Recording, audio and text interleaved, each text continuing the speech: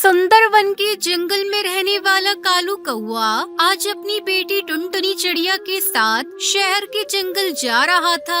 तभी वो अपनी पत्नी टूनी चिड़िया से कहता है, टूनी, तू इतना चिंता क्यों करती है? चिंता मत कर, मैं और टुनटुनी शहर के जंगल जा रहे हैं। वहीं कोई काम धंधा करूंगा और तुझे पैसे भेजूंगा। टुनटुनी चिड़िया मेरे साथ रहेगी तो मुझे रोटी पानी की चिंता नहीं होगी। इसे रोटी बनाना अच्छी तरह से आता है, तो बिल्कुल भी हम दोनों की चिंता मत करना। मैं इसका दाखिला भी शहर के जंगल में किसी स्कूल में करा दूंगा। मेरी बिटिया पढ़ लिख कर अफसर बनेगी। आगे देखने से पहले आपको सिर्फ एक छोटा सा कांटा चुभ जाए तो दर्द होने लगता है, पर वो एक बाप ही है जो रोजाना अंगारों पर चलकर आपके लिए 2 वक्त की रोटी का इंतजाम करता है। तो उस प्यारे से पापा के लिए एक लाइक और सब्सक्राइब जरूर कर देना।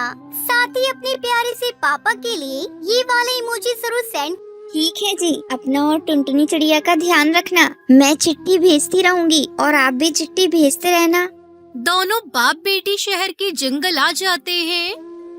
पापा पापा भूख लगी है, वो देखो ना, सामने हलवाई की दुकान है। चलो पहले कुछ खा लेते हैं, मुझसे भूख बर्दाश्त नहीं हो रही है। पापा चलो ना।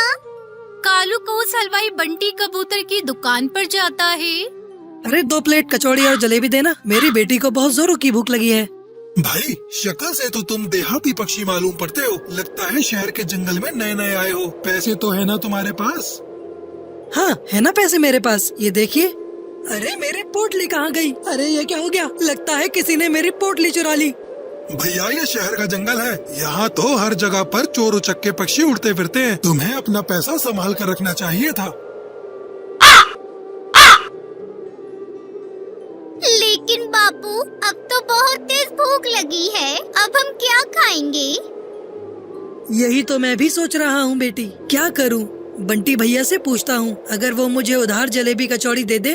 बंटी भैया, क्या आप उधार में मुझे जलेबी और कचौड़ी खिला दोगे? काम करके आपके पैसे चुका दूंगा। मेरी बेटी को बहुत भूख लगी है, मैं तो भूखा रह लूंगा, पर अपनी बिटिया को भूखा कैसे रखूं? शक्ल से तो तुम बड़े सीधे दिखाई देते हो। तुम मेरी दुकान पर काम करोगे, अच्छी तनख्वाह दूंगा। मुझे एक नौकर की जरूरत है, क्या कहते हो? काम करोगे मेरी दुकान पर?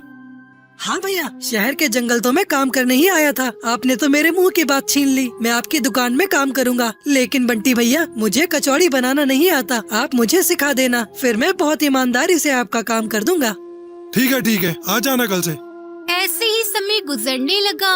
कालू को उस बंटी हलवाई की दुकान पर काम करने लगा। एक दिन बंटी कबूतर हलवाई ने कालू कौए से कहा, अरे कालू भाई, आज मेरा मन को चटपटा खाने का हो रहा है। तू ऐसा कर, यहाँ से थोड़ी दूर पर एक पक्षी पानी पूरी का ठेला लगाता है, तू वहाँ से पानी पूरी लेकर आ। ठंड में चटपटी पानी पूरी खाने का मजा ही कुछ और है।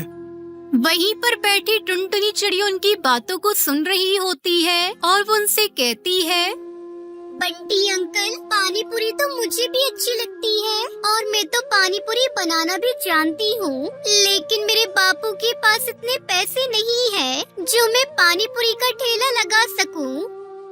हाँ बंटी भाई, मेरे पास इतने पैसे नहीं है जो मैं टुनटुनी के लिए पानी पूरी का ठेला लगा कर दे सकूँ।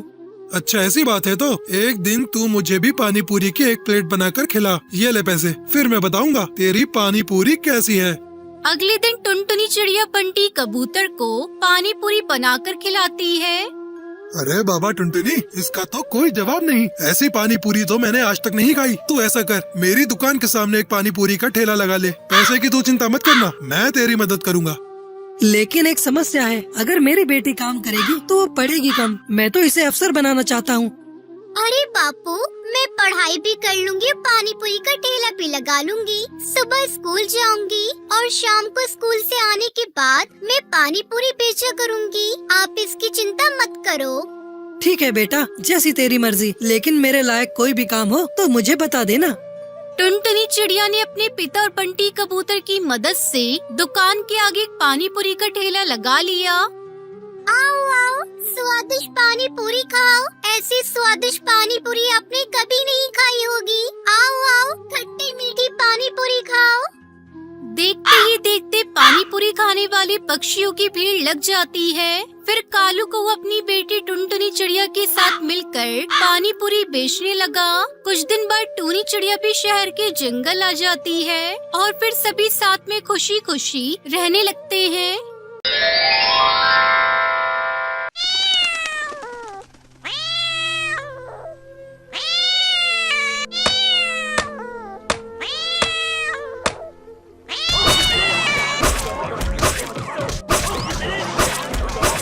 चमनपुर गांव में एक छोटा सा जंगल था।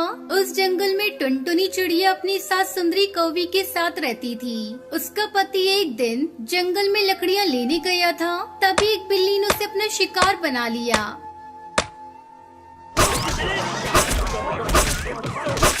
घायल कालू कौआ किसी तरह घर पहुंचता है। माँ, टुनटुनी, कहाँ हो? जल्दी बाहर आओ।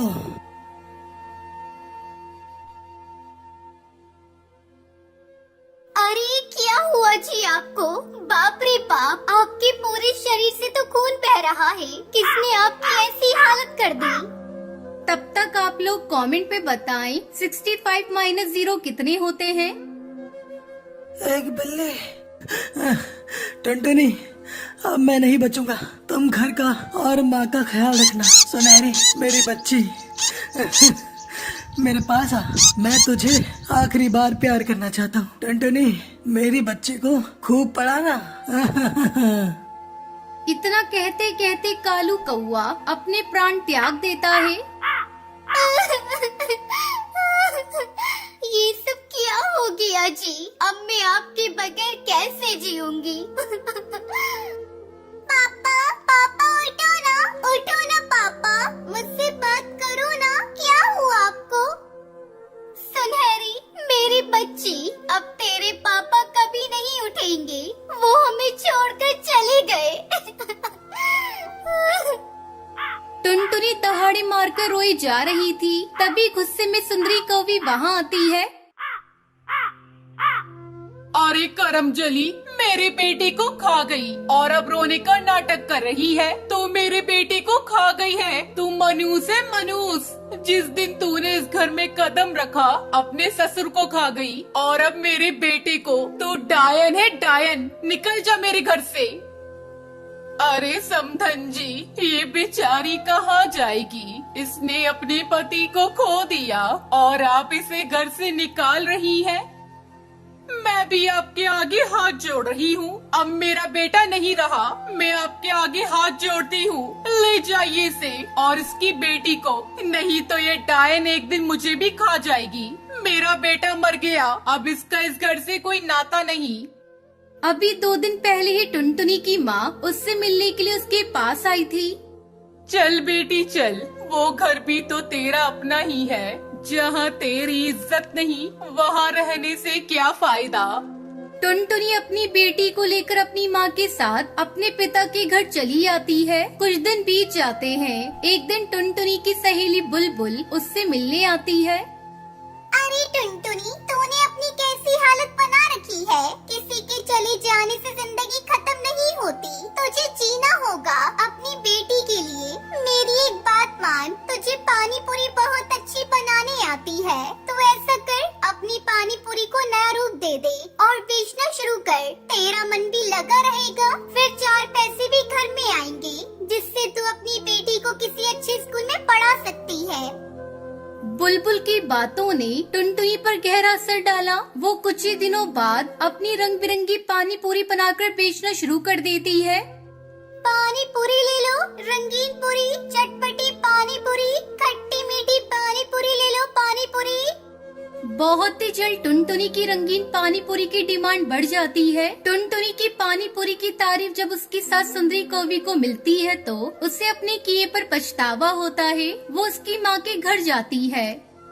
अरे बहू, मुझे माफ कर दे। मुझे अपनी बेटी की मौत का बहुत बड़ा सदमा लगा था, इसलिए मैंने तुझे मनूस समझा। मुझे अब अपनी गलती का एहसास हो गया है। तू चल मेरी पोती को लेकर, अब से हम सब साथ में रहेंगे। टुनटुनी अपनी सास को माफ कर देती है और उसके साथ अपने पति के घर वापस चली जाती है। इस तरह वो रंगीन पानी पूरी बेचकर खुशी खुशी अपनी बेटी के साथ अपनी जिंदगी बिताने लगती है।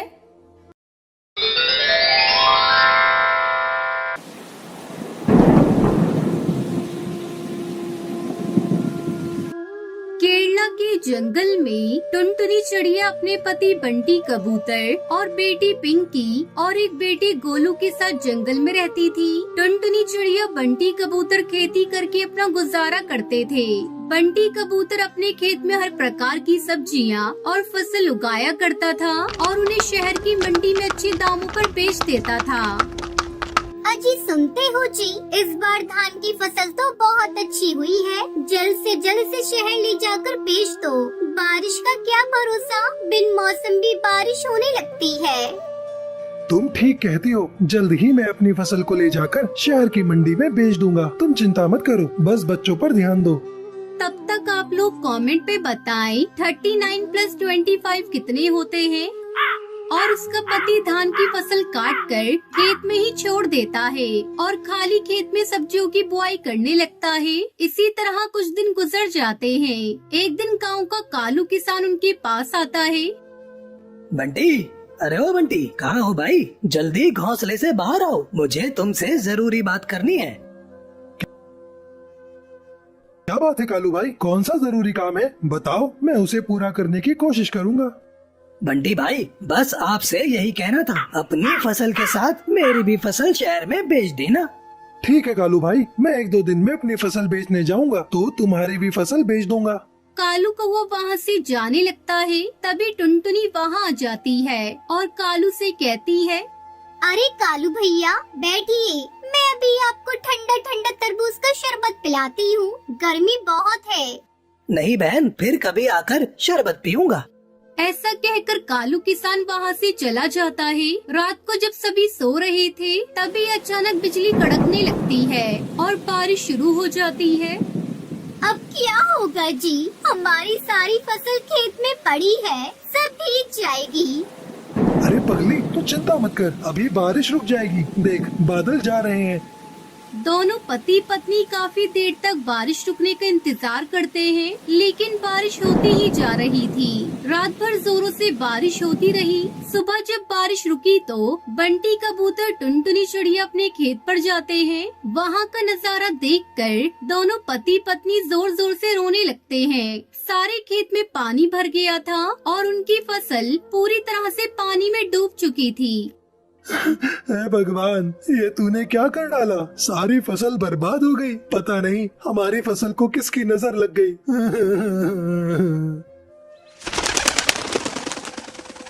मम्मी, पापा, जल्दी घर चलो, हमारा घर टूट गया और गोलू उसके अंदर दब गया है। मैं किसी तरह अपने आप को बचा पाई हूँ। भगवान के आगे किसी की नहीं चलती, हम कर भी क्या सकते हैं। चल कर बेटे गोलू को देखते हैं। तीनों जब तक घर पहुंचते हैं तो उनका बेटा गोलू भगवान को प्यारा हो गया था। हे भगवान, ये सारी आपदा तुझे हमें ही देनी थी। एक तो हमारी सारी फसल तूने खराब कर दी और ऊपर से मेरा बच्चा मुझसे छीन लिया। ऐसा क्यों किया भगवान?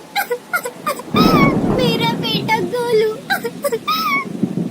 बंटी कबूतर टुनटुनी को चुप कराता है और वही पत्थर के किनारे कुछ लकड़ियां जलाकर आग जलाता है और कुछ दिन बारिश के मौसम में वही गुजारते हैं। फिर कुछ दिनों में जंगल का पानी उतर जाता है। टुनटुनी चिड़िया अपनी कलेजी पे पत्थर रखकर फिर से अपना नया घोंसला एक डाल पर बनाती है और अपने बेटे के गम को भूलकर किसी तरह अपने परिवार के साथ रहने की कोशिश करने लगती है।